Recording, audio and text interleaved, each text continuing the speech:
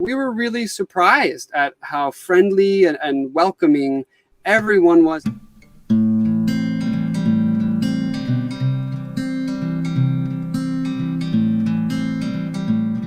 Hi everyone, welcome back to my next video. Today we're very fortunate. We have two young guys here to interview and get to know. And this is Chad. And hi, Chad. Hey there. And Paul. Hi, Paul. And so they're a young couple in a nice, real nice van. So we're going to hear their story. So welcome, you guys. Thank How's you. it going? We also have Orlando here, who's our dog/alarm system. Yes.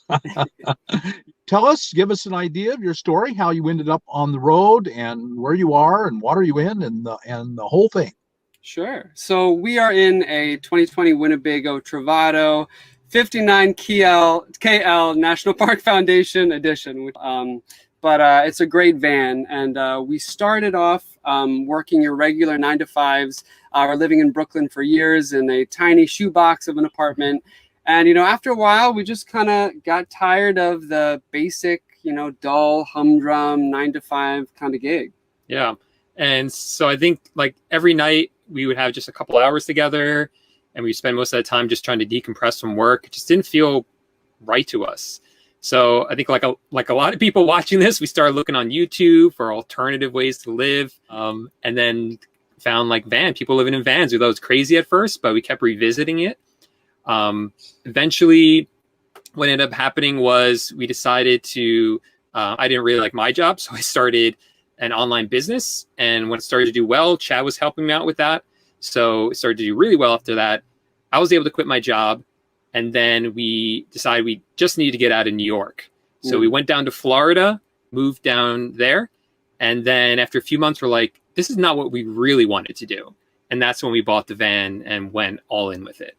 So initially, when you went to Florida, you were in an apartment? We were in a house. Yeah, we had a small house with a pool. It was a nice backyard. It was a beautiful place, but still, we had everything, we could dream of on paper that, 2 30-year-old guys would want: a great house, great jobs, but still adventure was calling. And so there, in a sense, it was hard to let go of New York. But once you did, it was easy to embrace living in the van. Yeah. Does that make sense? That's exactly right. I think the bigger step for us, stepping out of our comfort zone, was really out of, we're Northeasterners. That's where we grew up. Our whole family's there. And New York City is this kind of bubble where you make friends, all the bars and your routine and the restaurants. So getting out of there, I think, was what our friends were like. What, are you crazy? You're leaving New York City? And then when we told them we're moving into a van, they're like, yeah, it's no big whoop, whatever. You should come back to New York City when you're ready. I mean, even if we decide to move back into New York City today, this past year was amazing. Even all things considered, what happened this past year, we still had an amazing time. I did more traveling than I've ever done before. 2 weeks a year to travel in the past, that's not enough. That's not what either of us wanted. We love traveling. Yeah. And we've missed so much of the country before that. Yeah. And now we've seen all these places that we were always so excited to check out. These out of the way places that you normally wouldn't visit unless you had a lot of time, like if you were living in a vehicle. Yeah. And that's the beauty of it too, is I feel like anytime we took a vacation from our 2 weeks, paid time off, we'd have an itinerary, hit this, hit that, check this out. But now we can kind of just make a wrong turn and wind up somewhere. And those are usually the times when we're like, wow, this is such an amazing, special experience, because you just kind of fall into it spontaneously. And so you are running your business from your van now. Yes. Yeah. Yeah. And that had so you can be anywhere. Challenges for sure. Mm-hmm. Like Wi-Fi, we had to figure out, our work schedule. But Paul, like you said, he started an online business, and then we joined together. So what I sell on eBay and Amazon using a model called drop shipping. So the way it works is I sell products on those websites, and then once they sell, then I contact my supplier and say, hey, here's the item, here's the customer, and then the supplier ships the item directly to the customer, which means that I don't need a warehouse. I don't need a garage full of items. I'm just able to do this literally anywhere in the world, including when I'm traveling. So it's really kind of perfect for van life. And yeah, it's been working out really well as long as I have internet. So I'm doing speech therapy remotely, and also I primarily consult now with organizations instead of direct client care. But that's what I was trained in, and so I tried to finagle and find a way to be able to do that on the road. Well, so it's been about a year then you've been on the road in your van. Yep, a year. What was the hardest thing that you found? So the funny thing is that everything we thought would be difficult didn't turn out to be a big deal. Things like storage space and I don't know, bathroom stuff. The hardest part, all due respect, Chad, is just living with the partner in the van. You don't really get personal space, and just being able to manage that. Yeah. But we really were conscious about it and made a plan, when we moved in, about how we're going to make enough space for each other, when we're going to have hangout time and fun time, and when we're just going to, let each other be. And because I think having just that little space to call your own is a game changer in a van. So the K floor plan of the Travato really was a big selling point for us. So that as a gay couple, did that concern you being on the road? I mean, you had your security in New York, and you had friends, and it's got to be pretty well accepted in New York. Was that a concern to you going on the road? Absolutely. Yeah. And, at first there were certain states, certain areas where we were like, we're just going to drink some coffee and just drive right through there, to the next one. But I think when we really started to explore and, go out of our comfort zone, we were really surprised at how friendly and welcoming everyone was, every community that we've been to. I mean, frankly, I think we experienced a little bit more challenges, in our neighborhood in Brooklyn than we did in some areas where we would think, gay people might not be as welcome. So it gave us a lot of hope, and we've also been surprised at how many LGBTQ van lifers or RVers we've met on the road. A lot more than I knew were out there, that's for sure. But we've actually met up with a surprising number of, gay, queer couples or individuals on the road, and kind of caravan together across states. So there is a community out there, and it's growing. And, there are a lot of Facebook groups and stuff that, that can bring those communities together. Did you have any fear of just being on the road? I mean, breakdowns and attacks and crime. Has that been an issue? And if you had fear, has it been a problem? Should I? I sleep next to. So I think we did have some fears. This is what I say. Chad has a knife, but this is a dive knife. So we're divers. So I don't just sleep next to this for no reason. But I think it was more so our parents. Yeah, that. Really our parents were petrified. Concerns. Yeah. Our biggest fear was getting the knock, which somehow we've avoided. The midnight knock. Probably because we played it a little safe, go to more spaces we're supposed to sleep at night.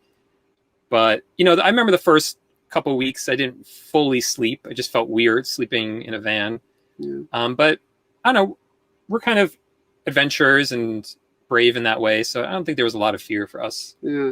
I'll tell you, I think the hardest part was you have this expectation after watching all these YouTube videos and seeing Instagram that it's just going to be pure adventure. You're always going out, and every day it's a new hike, a new cool thing you get to do. When in reality, I think I was like, wow, we're spending a lot of our days just like we might in an apartment, but we're sitting in a parking lot somewhere, or we're in the woods. And after a couple of days, it's getting cold or it's getting hot. So, one of the things that we've had to come to terms with is the fact that not every day is an adventure. We're still doing some of the same humdrum things, only now we're just in a van somewhere. Yeah, that's a very good point. I think a lot of us YouTubers fail to communicate that. So if people are interested in meeting you guys and following your story, where can they find you at?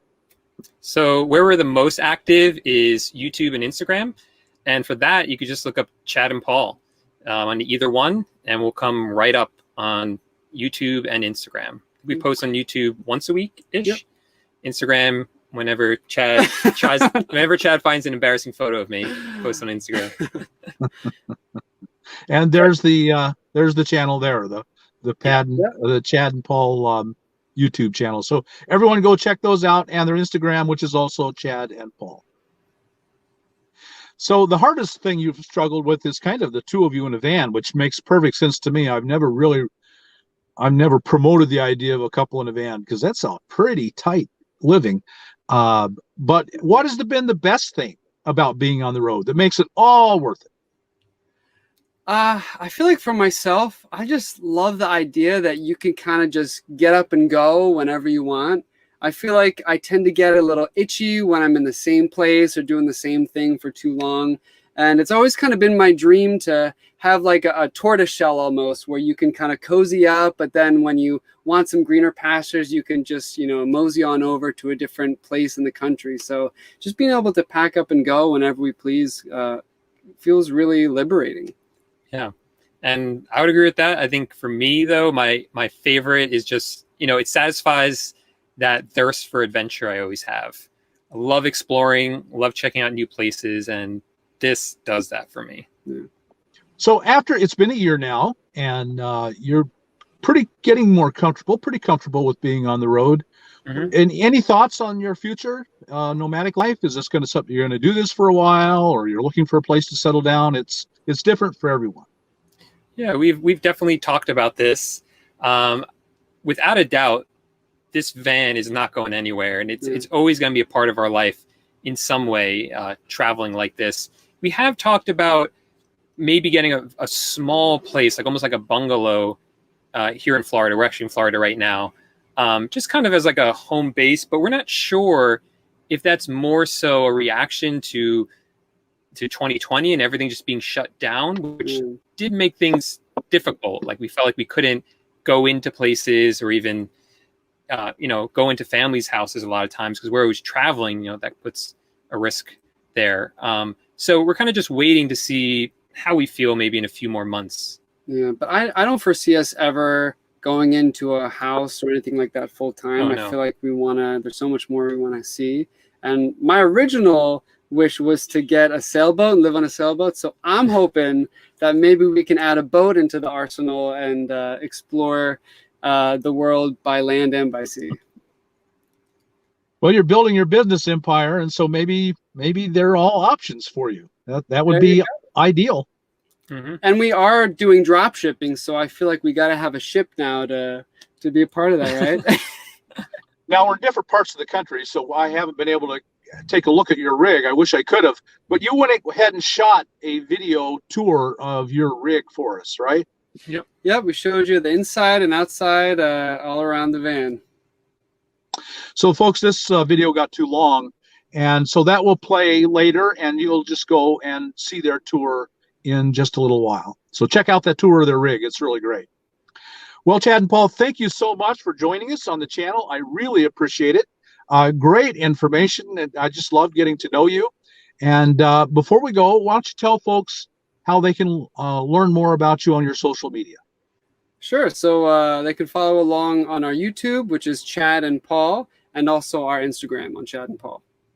Great. So folks, go ahead and be sure and check them out. Really, really good stuff there.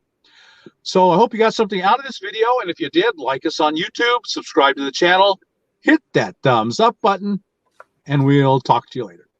I have classes now for people who are brand new to the road and who really need everything in one place. I'm offering classes on Skillshare.com and Udemy.com.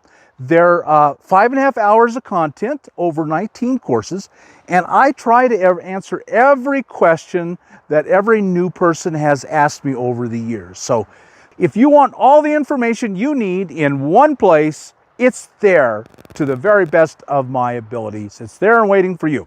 Go take a look. There'll be a link down in the description below, or just go to Skillshare or Udemy.com and type in Bob Wells Cheap RV Living, and you'll find the course.